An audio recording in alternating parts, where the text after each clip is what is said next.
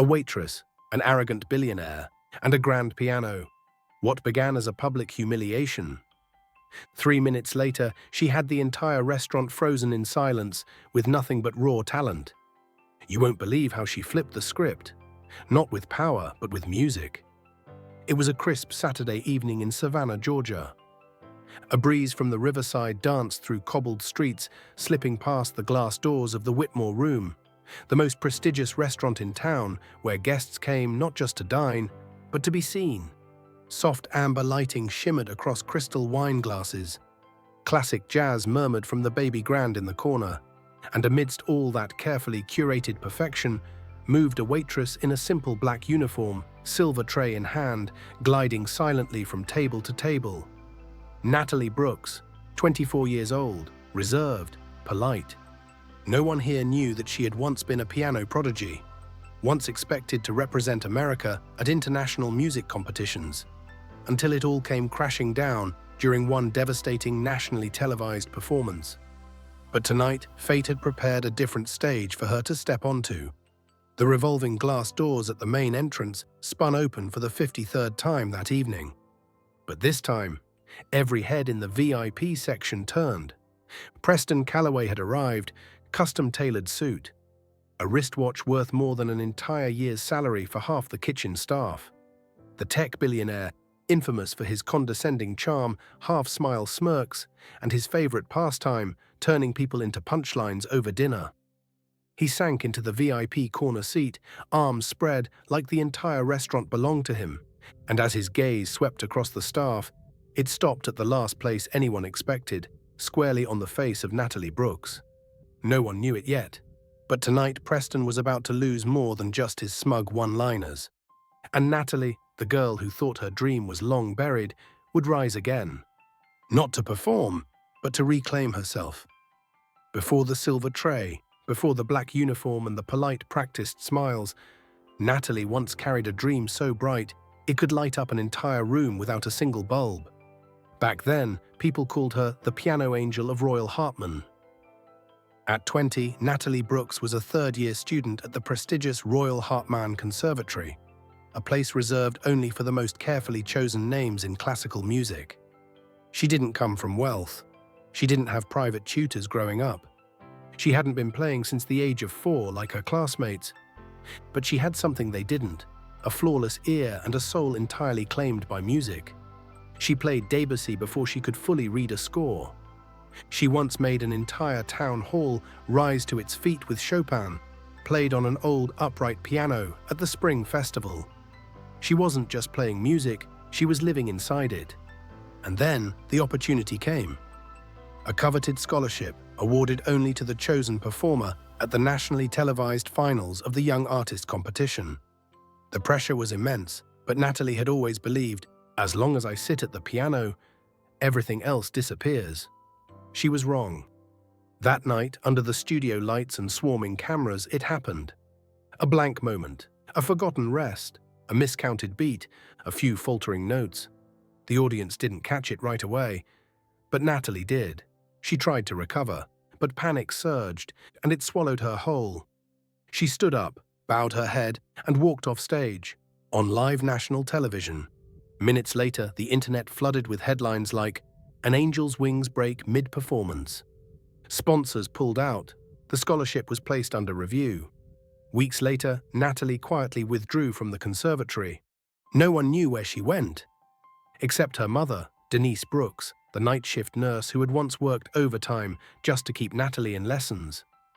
She knew the truth. Her daughter hadn't given up music. She just no longer dared to touch a piano. Eventually, Natalie moved to Savannah, worked a string of odd jobs, and finally took a position at the Whitmore Room, partly for the steady paycheck, but mostly because there was a grand piano in the corner that no one ever played. Natalie told herself, as long as no one asks, the wound won't reopen.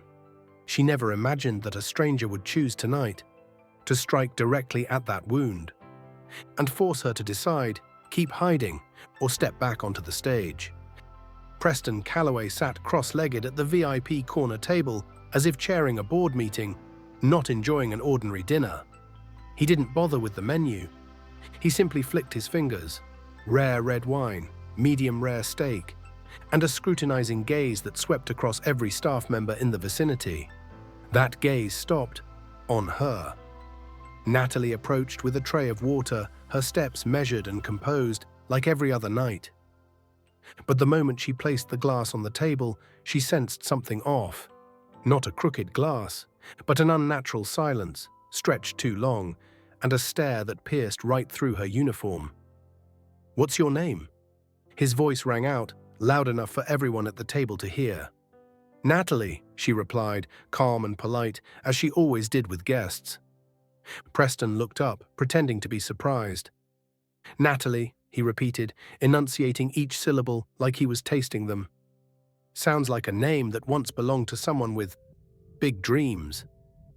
He tilted his head, offering a half smile that didn't quite reach his eyes. An artist, perhaps, or a star that never quite had her moment. Natalie froze for just a beat, long enough for him to spot the fracture. He pounced. "But instead of stage lights, you went with a silver tray." Fascinating. A few light chuckles rippled from the friends dining with him. Not malicious, but unmistakably in sync with the man they deferred to. The boss. She said nothing, just gave a slight nod and stepped away, exactly as a professional would. But Preston wasn't finished. As she turned to leave, he murmured, just loud enough, "Maybe you tried, but failed." A blind jab, a careless poke, but it struck the nerve. She didn't stop, didn't look back. But her heart pounded faster, and her fingers clutched the tray tighter than usual. No one else in the restaurant knew it, but he had just stumbled upon a door Natalie had locked years ago. And tonight, it seemed that door was about to be kicked wide open. Dinner went on, but no one at Preston's table was truly interested in the food. They ate to fill the silence between bursts of laughter, and at the center of all attention was still him. Preston Calloway was performing, not with instruments or music, but with stories, painting himself as a legend in his own mythos. From flipping a billion-dollar deal with a midnight email, to firing an entire board of directors for mispronouncing a vintage wine. Every tale was delivered with careful flair, each one laced with digs at those who were spineless. Poor because they're lazy, or talented but too timid to rise. Those words, like flecks of metal dropped into a wine glass. Small dash, but enough to cloud Natalie's silence. She stood at the service counter, double-checking orders. But Preston's gaze remained, watching, waiting. Then he launched the real blow. As she returned with the freshly decanted bottle of red wine, Preston leaned back in his chair, his voice just loud enough to cut through the ambient clinks of cutlery. "So tell me this, Natalie," he grinned, tapping his glass with a finger. "I've always wondered something. Do people in your line of work ever dream of anything bigger? Or do you just accept that the stage was never meant for you?" The table stilled. One of his friends started to interject, but thought better of it, and fell quiet.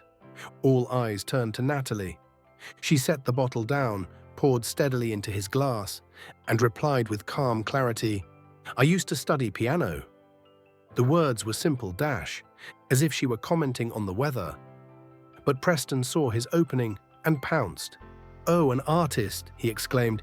"Let me guess, you played in your living room?" The table erupted in laughter. Not cruel, but permissive, granted by the one orchestrating the mockery. Natalie pressed her lips together. She said nothing, but her gaze no longer looked down. Preston tilted his head, voice smooth with mock interest. "If you were once an artist, why not give us a little performance? Right here, right now, there's a piano in the corner. Surely you remember how to play, don't you?" That final line, like a blade cutting clean through the last curtain between her, and that night she'd tried to forget. A part of her wanted to walk away, just like before, but this time, something deep inside her refused to let her retreat. In a restaurant like the Whitmore Room, there's no space for unnecessary noise. But after Preston's last remark, the air shifted into a silence that no one had commanded. Yet everyone obeyed.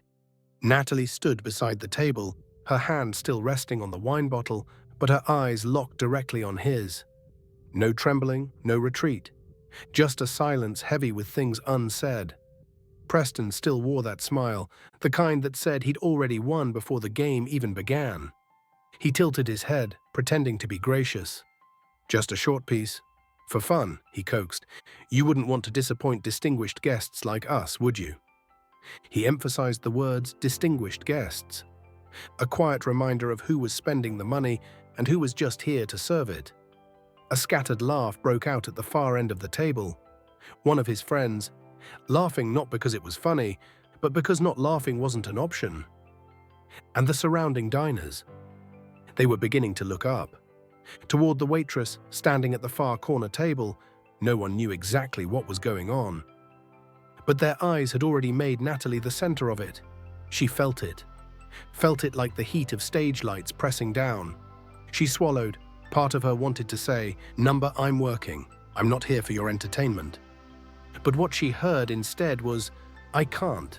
I already ruined it once, in front of millions. I can't fail again." Preston leaned back, swirling the wine glass slowly in his hand.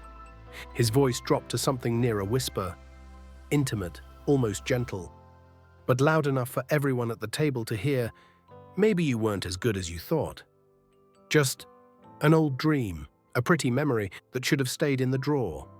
The words weren't harsh, they weren't shouted, but they landed exactly where Natalie had spent years trying to protect. That fear that maybe she no longer deserved to touch the keys. Then came his final line. Soft, but razor-sharp. "Talent without courage is just regret." And in that instant, the entire room seemed to freeze inside a strange, suspended moment. No applause, no objection, just a silent audience, waiting to see what this girl would do. Would she stand still, or would she step forward? Natalie still stood there. No one said a word to her. No one forced her hand. But in that thick, suffocating silence, she felt as if she were standing in front of an invisible panel of judges. Just like that night, she remembered everything: the blinding white stage, the cold, unwelcoming bench, the Steinway Grand so massive it seemed to drown out her heartbeat. And the eyes, so many eyes, the director, the fellow performers, the audience, and most haunting of all, her own reflection in the glossy black lid of the piano. How many bars had she made it through? 30, 40? Then, a small mistake, a stray note, a rest cut short, barely noticeable to most. But she noticed. She knew, and from that instant, her world collapsed. Her cheeks burned. Her hands turned clammy with cold sweat, and in the middle of a live broadcast, Natalie stood up, bowed her head, and walked off stage. No one stopped her. No one said anything. But the next morning, the headlines did the talking. Prodigy falls apart on national stage. The Royal Hartman disgrace. Young talent cracks under pressure. She turned off her phone, closed the lid on her piano, shut down the person she used to be, and since that night, she hadn't dared sit in front of any piano. Except in the quiet, dim corners of her rented room. Until tonight. And tonight, the one ripping open that scar wasn't a judge, wasn't a professor, but a smug, wealthy man who thought humiliating people made for good dinner entertainment. And maybe that's why it cut even deeper, hurt more, shamed more.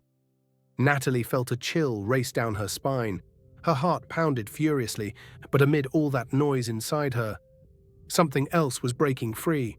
A familiar voice, her mother's, Denise, echoed in her mind like a whisper that pierced the crowd. "If you still love music, then don't let fear decide your life. You are not a failure, you just haven't forgiven yourself yet." Natalie turned toward the piano in the corner, still there, still silent. But this time, it didn't stare at her like a monument to shame. It looked like an invitation. Maybe her hands would still tremble. Maybe she'd still strike a few wrong notes. Maybe she'd even cry again. But one thing was certain. If she didn't rise tonight, she'd never sit at a piano again. She could have said no, just one word, a polite nod, an apology, and continued her shift like 100 nights before. No one would have blamed her. No one was asking her to prove anything. But the silence in the room now, it wasn't like other silences. It wasn't rude, it wasn't voyeuristic. It felt like a pause in fate, waiting to see if she still wanted to move forward. Natalie looked down at her hands, hands that had once trembled beneath the weight of 1,000 eyes. Still trembled. But now they carried a different kind of courage. Not the courage of certainty, but the courage of choosing to walk forward, knowing full well she might fall. She raised her head. Preston's eyes were still on her. Half challenge, half anticipation. He probably expected tears or retreat, but instead, she set the tray down, stood tall, and said softly, "All right, I'll play."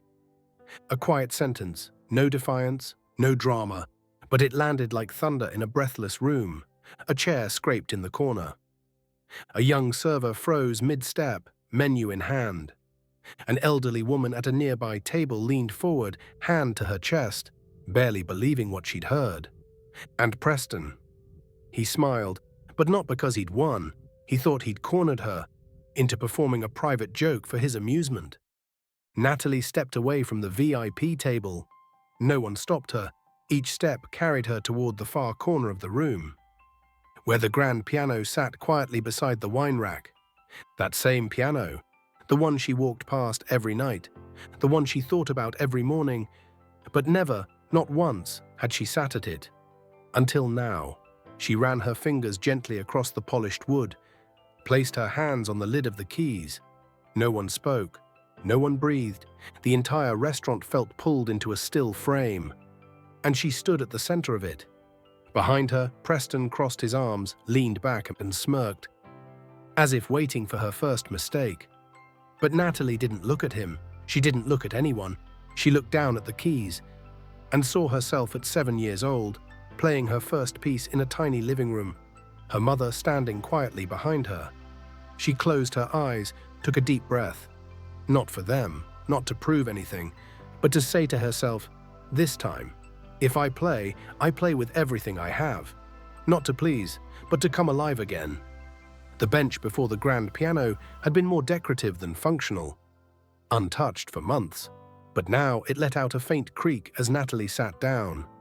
The entire Whitmore room seemed to tighten. A room held in breath. No more clinking of silverware. No more hushed conversations among servers. Even the soft jazz from the ceiling speakers had stopped, as if the sound system itself understood it was time to yield. Natalie placed her hands on the keys. Her fingertips brushed the cool ivory, a feeling both foreign and heartbreakingly familiar. From across the room, Preston Calloway watched. He took a slow sip of wine, his smirk still lingering, as if expecting a bit of pre-dinner amusement. She knew exactly what he thought. He thought he'd won, that she was doing this to prove something, to him or to the room. But he was wrong. Natalie was doing this for no one but herself. She closed her eyes, and without warning, she pressed the first key, a single note, software clear, like a whispered breath, then a second, then a delicate cluster of 3, like mist settling on still water.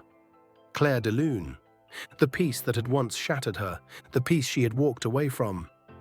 And now, the piece that would carry her back. At first, her fingers hesitated, but within a few measures, they moved with quiet instinct, as if her body remembered the way home before her heart even caught up. Each note spilled into the room like paint over old cracks, restoring memories she had buried deep. Not a flawless performance, but a journey from brokenness to healing. An elderly woman gently set her wine glass down, eyes shimmering. A young boy, mid-dessert, clutched his mother's hand.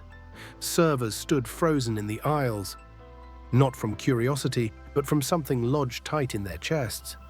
Even Preston was no longer leaning back.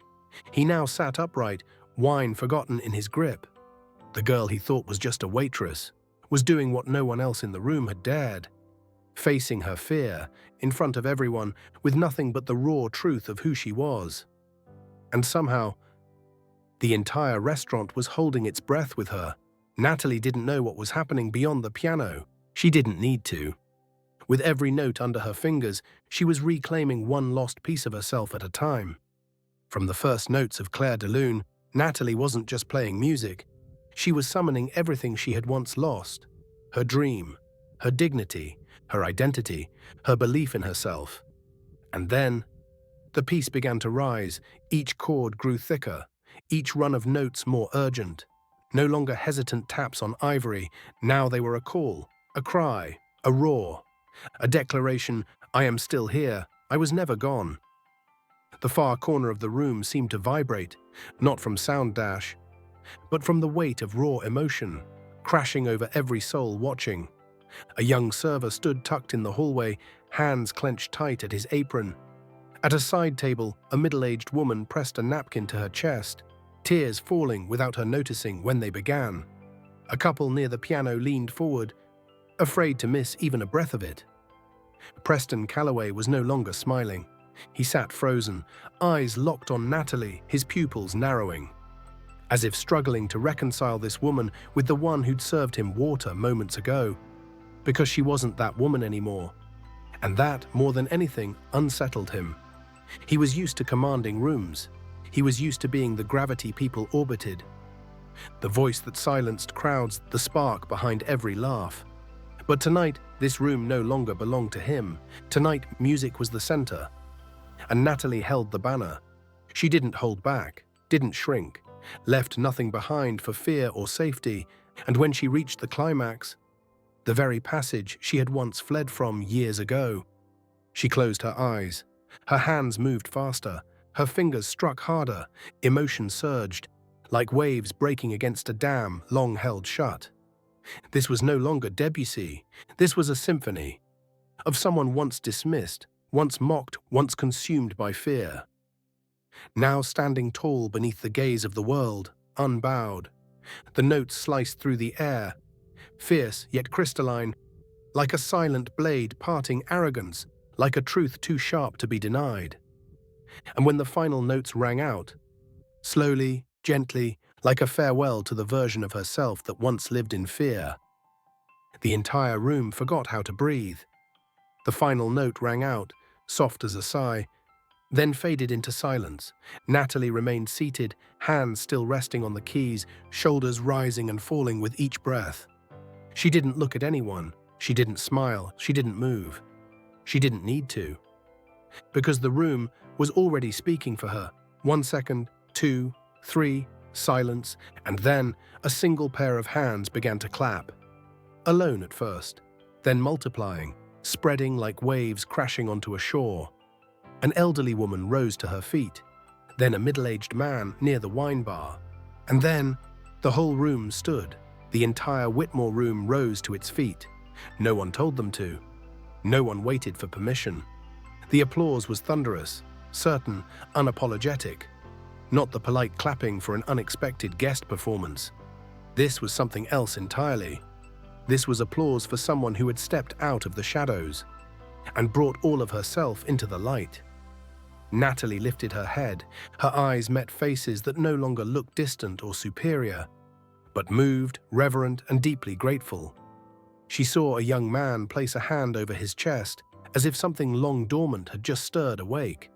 A little boy clapped wildly, eyes wide, blurting out, "Is she real, Mama?" Tasha Nguyen, her co-worker, still stood by the hallway, eyes red, hands clutching a bar towel. She didn't clap, she didn't speak, but her gaze was full of pride, of awe, of quiet witness. Preston Calloway remained seated. The smug smile he wore at the start of the evening had vanished. He didn't stand. He didn't clap first, but eventually he had to. Slowly, stiffly, hollowly, not a clap for a performance, but the reluctant gesture of a man who'd just been stripped bare and knew he had lost. Not in words, but in the kind of silence that tells the truth. Natalie rose. She bowed her head, not too deep, not too embellished. Just enough to say, "I am here, and I'm no longer afraid."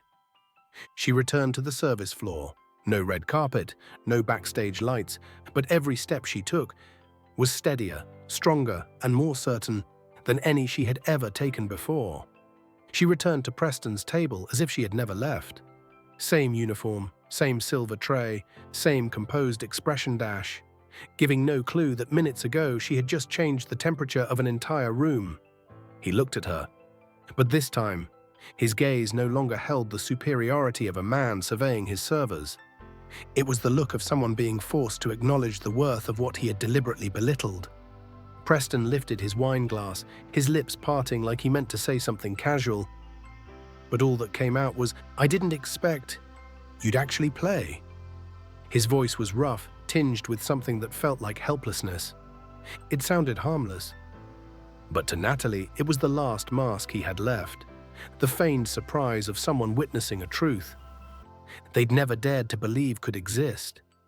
She looked him straight in the eye. No retreat, no deference. "I didn't need you to expect it," she said, her voice low and steady. "I just needed to stop running." He froze. Her reply wasn't loud, not angry, not sharp like a slap. But it was quiet and deep, soft and heavy, and most importantly, it didn't apologize. Preston let out a strained chuckle, trying to recover. "Well, surprise guest performance. The Whitmore room has never been so dramatic." Natalie tilted her head slightly. Her voice remained light but clear. "Not a guest, not a performance. Just someone who was once silenced, and tonight decided not to be anymore." The words landed on the table, like a pebble dropped into a glass of expensive wine. Not enough to break it, but enough to cloud the taste. He didn't answer, just turned away, and took a sip. His hand gripped the glass slightly tighter.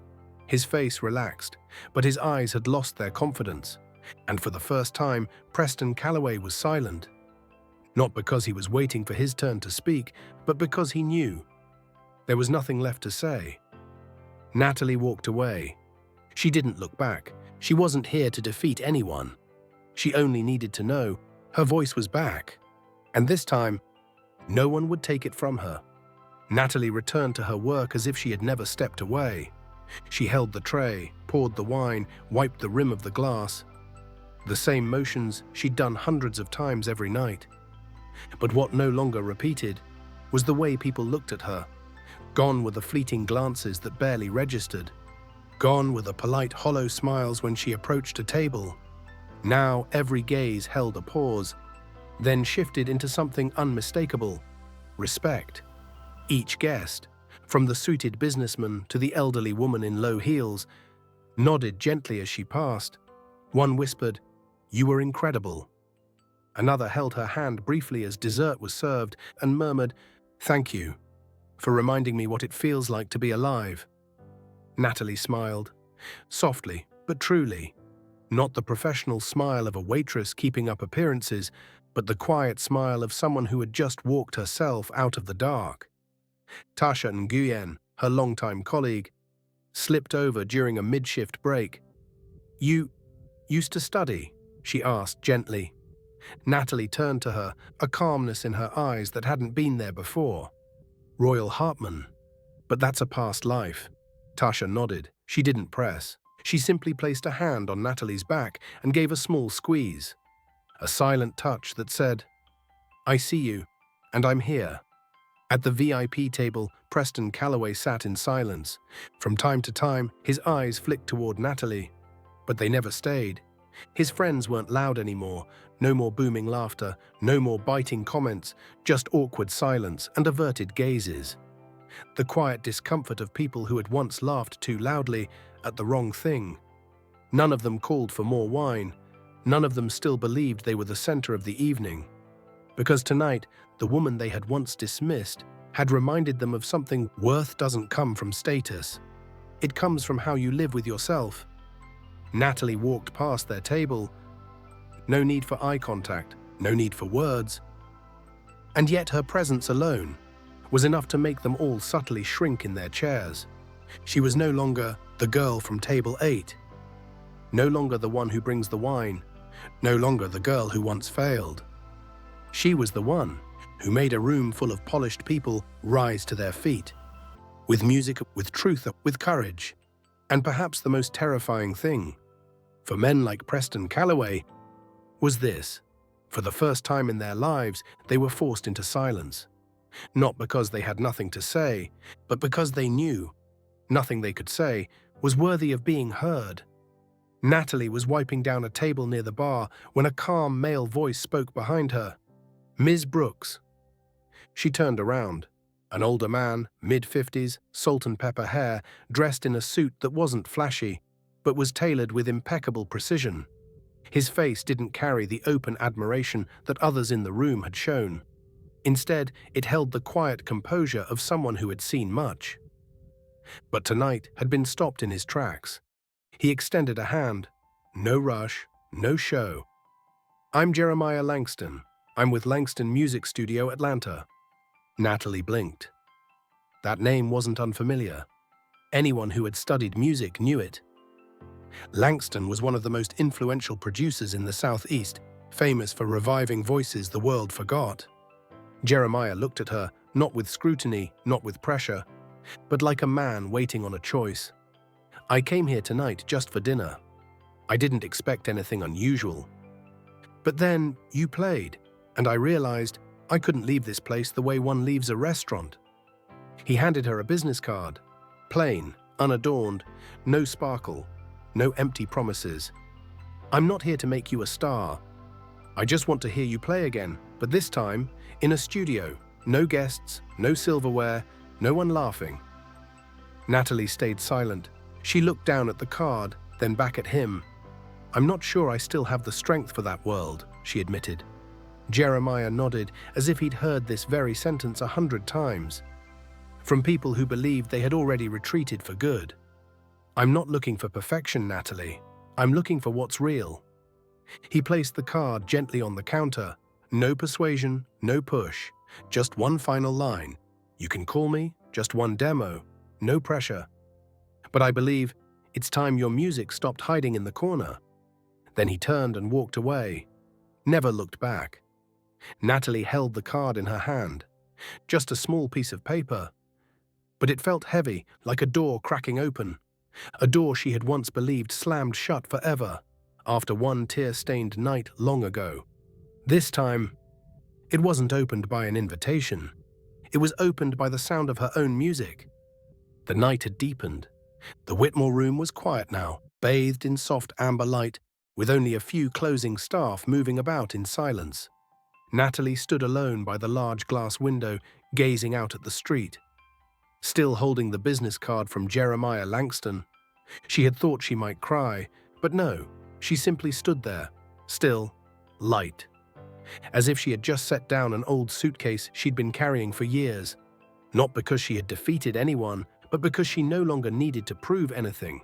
To anyone. In that moment, she realized everything that had happened tonight. The music, the stares, the standing ovation, the producer's offer. None of it was the world's apology. It was simply the inevitable result of a person choosing to sit where they truly belonged.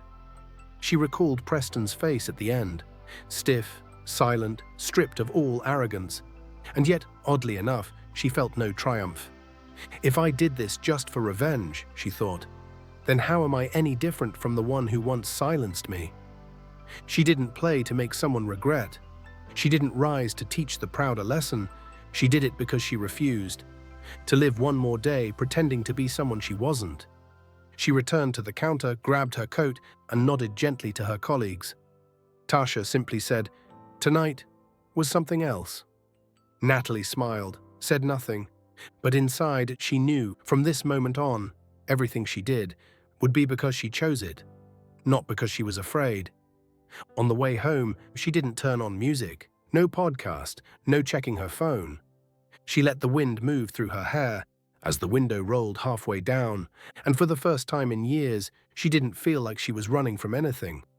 When she entered her small apartment, the sanctuary where she had once hidden her old piano beneath a dusty cloth, she didn't head to the kitchen. She walked straight to the piano, pulled the cover back, sat down. No tuning, no adjustments, no rituals, just her hands. And the keys. She played, not for anyone to hear, not to be recorded, just to remind herself, I've come back, not for anyone, but because I chose to. Natalie didn't become a viral sensation after that night. No trending videos, no TV interviews, no headlines screaming, "Waitress brings entire room to its feet." All she received was a short message from Jeremiah Langston setting a date for her to step into the studio, and an email from the woman who had clapped the loudest that night, inviting her to perform at a small community music fundraiser. And to Natalie, that was enough to begin. Because what she reclaimed that night wasn't fame, it was freedom. The freedom to play music without fearing judgment, the freedom to stand in a room without shrinking, the freedom to move through this world without having to strain just to be seen. Sometimes the scariest voice isn't the one in the crowd, it's the one inside Dash, the one that whispers, "You're not enough." That night, Natalie silenced that voice with a single piece of music. And the strange, beautiful truth is this: when you stop waiting to be seen, people begin to listen. Natalie didn't need anyone to hand her an opportunity. She created it herself by standing up even after having once fallen. And sometimes, just one night is enough to step out of the role the world once assigned to you. If you once folded away a dream because of someone's careless words, if you've ever walked off a stage, literal or metaphorical, and told yourself you could never go back, then remember this: your worth isn't measured by the number of people who applaud you. It's measured by the moment you choose not to step back, even when no one stands with you. Don't wait to be validated before you live honestly. Live honestly, and let the world catch up to you after. Natalie Brooks's story may end here, but your journey doesn't. The question is, how will you write your next chapter?